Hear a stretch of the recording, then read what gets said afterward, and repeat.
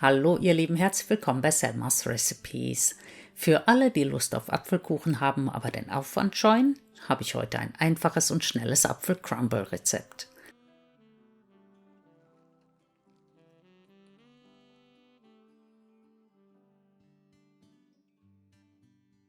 Am besten schmeckt ein Crumble meiner Meinung nach mit säuerlichen Äpfeln, wie zum Beispiel hier die Sorte Elster. Das Rezept funktioniert aber auch mit tiefgekühlten Beeren oder Sauerkirschen aus dem Glas. Da ich die Äpfel gerne weicher mag, gare ich sie etwas vor. Je nach Vorliebe könnt ihr aber auch schon direkt die Streusel draufgeben und alles zusammenbacken. Die Apfelstücke mische ich mit etwas Puddingpulver, Zitronensaft, Zucker und Zimt und backe sie bei 200 Grad ungefähr 15 bis 20 Minuten vor.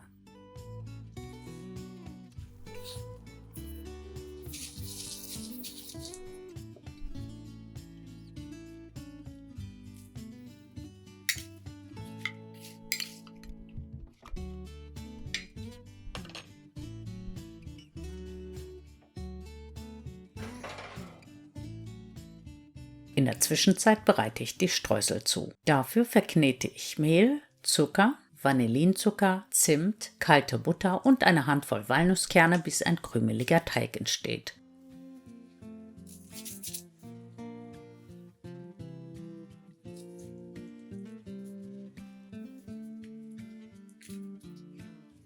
Statt Walnüssen könnt ihr zum Beispiel auch gehobelte Mandeln oder Haselnüsse nehmen und wenn ihr einen sogenannten Apple Crisp machen wollt, auch Haferflocken verwenden.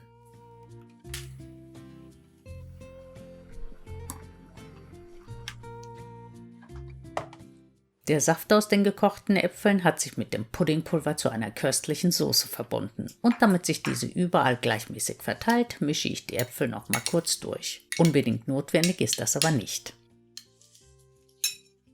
Auf die Äpfel verteile ich nun die Streusel und backe den Apfelcrumble bei 200 Grad etwa 30 Minuten, bis die Streusel schön knusprig und goldbraun geworden sind.